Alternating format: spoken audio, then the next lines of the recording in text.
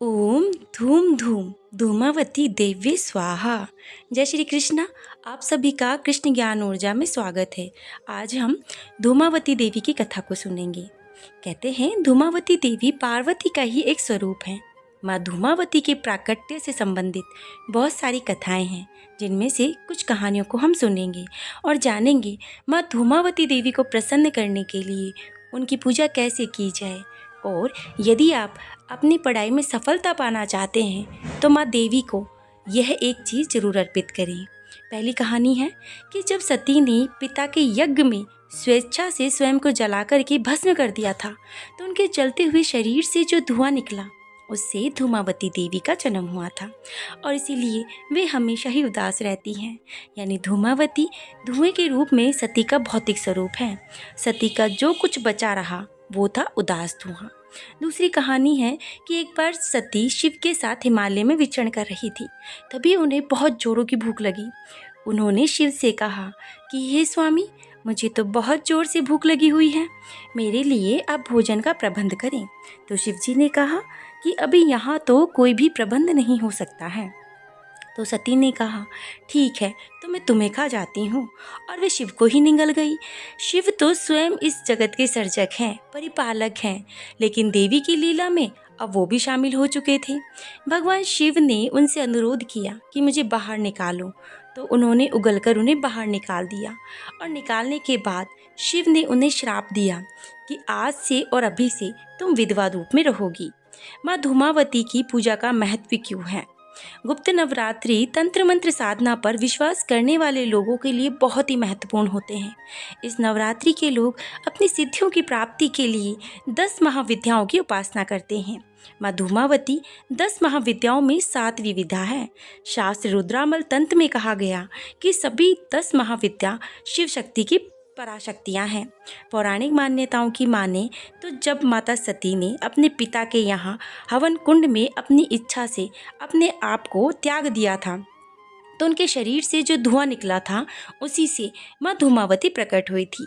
अर्थात माँ धूमावती धुएं के स्वरूप में माता सती का ही भौतिक स्वरूप हुई। माँ धूमावती को रोग, शोक और दुख को नियंत्रण करने वाली महाविद्या माना जाता है। पद्म पुराण में कहते हैं कि दुर्भाग्य की देवी धूमावती माँ लक्ष्मी की बड़ी बहन है, परंतु इनका स्वरूप तो माँ लक्ष्मी जी से बिल्कुल उल्टा है। शास्त्रों के अनुसार माँ धूमावती पीपल के पेड़ में निवास करती है। धूमावती को दरिद्रता, अलक्ष्मी और ज्येष्ठा के नाम से जाना जाता है। पाप, आलस्य, गरीबी, दुख और कुरूपता पर माँ धूमावती का अवश्य आधिपत्य रहता है। माँ धूमावती कौवे पर सवार रहती है। यह मनुष्य के जीवन से दुख, दुर्भाग्य और दरिद्रता को दूर करती हैं। पंचरात्र की माने तो उग्र चंडिका, उग्र तारा जैसी उग्रता, भयंकर प्रवृत्ति वाली देवियों को माँ धूमावती ने अपने शरीर से प्रकट किया है। माँ धूमावती की ध्वनि 1000 गीदड़ों के एक साथ चिल्लाने के समान होती है, जो मनुष्य के मन में भय उत्पन्न करती है। माँ धूमावती ने एक बार क्रोध में आकर अपने पति महादेव का ही भक्षण कर लिया था। अब इसका संबंध कहते हैं भूख से भी है। माँ धूमावती हमेशा अतृप्त और भूखी रहती हैं, जिनके कारण दुष्ट दैत्य का संहार करके उन्हें भोजन के रूप में वो ग्रहण करती हैं।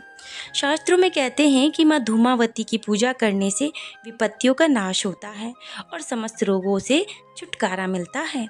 तो आइए जानते हैं माँ धूमावती की पूजा कैसे की जाए। गुप्त नवरात्रि में माँ धूमावती की पूजा करने के लिए स्नान करने के पश्चात काले रंग के वस्त्र अवश्य धारण करें। अपने घर के पूजा स्थल की पश्चिम दिशा में मुख करके बैठ जाएं। अब अपने सामने एक लकड़ी की चौकी रखें और इस चौकी पर गंगा जल छिड़क कर इसे शुद्ध कर लें। अब चौकी पर स्लेटी रंग का कपड़ा बिछाकर माँ धूमावती की मूर्ति, चित्र या यंत्र स्थापित करें। अब माँ के सामने सरसों के तेल का दीपक जलाएं और लोबान से धूप करें। राख या भभूति से माँ को तिलक करें। अब माँ धूमावती को 2 रंग के पुष्प अर्पित करें। भोग के रूप में उड़द की दाल की खिचड़ी चढ़ाएं और धूमावती के मंत्र का 108 बार जाप करें। पूजा संपन्न होने के पश्चात माँ को चढ़ा हुआ भोग सभी लोगों में वितरित करके चितकबरी गाय को खिला दें। उनके मंत्र का अवश्य जाप करें। नियमित रूप से मंत्र जाप करने से पहले ऊपर दी गई विधि को आप अवश्य ही शामिल करें। अब इस बात का ध्यान रखें कि माँ धूमावती की साधना करने की जानकारी हमेशा गोपनीय होनी चाहिए। 11 दिनों की पूजा संपन्न करने के बाद मंत्रों का जाप करने के बाद हवन करें।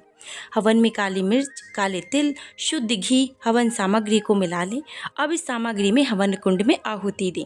हवन संपन्न करने के बाद माँ धूमावती यंत्र को अपने घर की पश्चिम दिशा की तरफ पड़ने वाली काली मंदिर में दान कर दें और बची हुई सामग्री को नदी में प्रवाहित कर दें।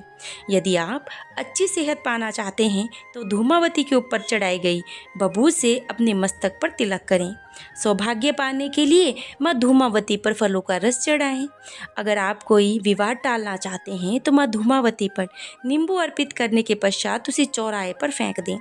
किसी भी प्रकार से नुकसान से बचने के लिए माँ धूमावती पर चढ़ाए गए मक्के के दाने को पक्षियों के आगे डाल दें।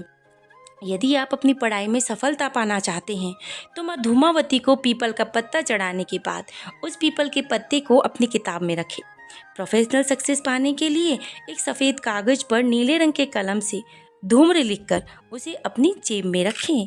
पारिवारिक खुशहाली लाने के लिए माँ धूमावती के सामने 7 अगरबत्ती जलाएं तो माँ आप सबका कल्याण करेगी। उम्मीद करती हूँ आपको कथा अच्छी लगी होगी और आप सभी अंत तक जुड़े रहे, इसके लिए आपका कोटि कोटि धन्यवाद। चैनल को ज़रूर सब्सक्राइब करिएगा और शेयर भी करिएगा। जय श्री कृष्णा, राधे राधे।